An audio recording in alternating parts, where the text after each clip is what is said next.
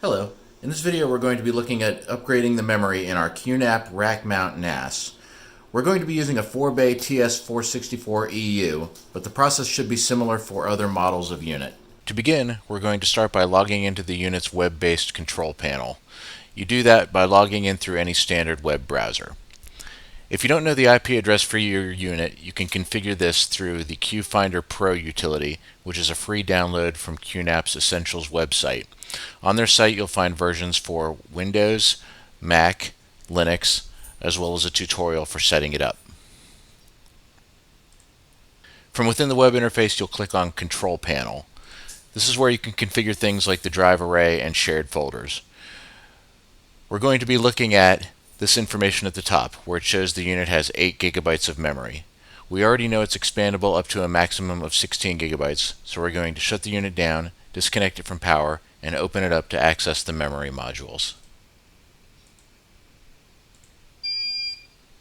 Next, we'll be opening the unit by removing the 5 screws located around the outside edges of the top of the case.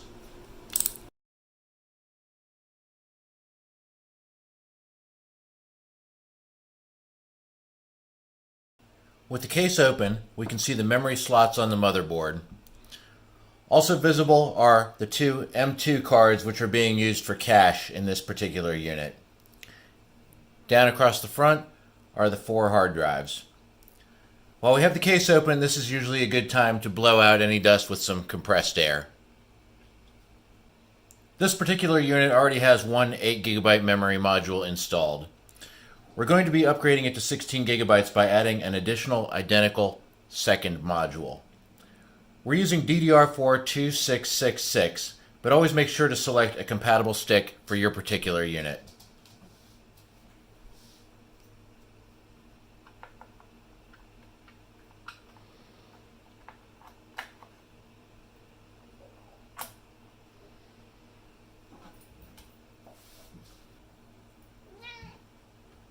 With the memory stick installed, all we need to do now is close up the case, power the unit back up, and confirm the additional memory is detected in the control panel.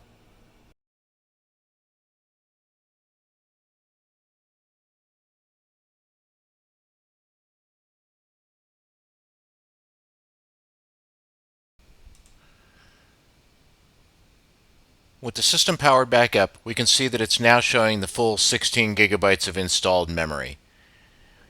You can also check that in Resource Monitor,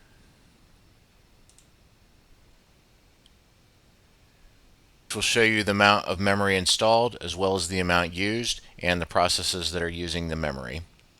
This additional memory will be helpful for hardware-intensive tasks like streaming or moving large amounts of data. If you have any questions, feel free to ask them in the comments. If this video was helpful to you, please like and subscribe to my channel. It really helps me out a lot. Thank you, have a great day, and stay safe out there.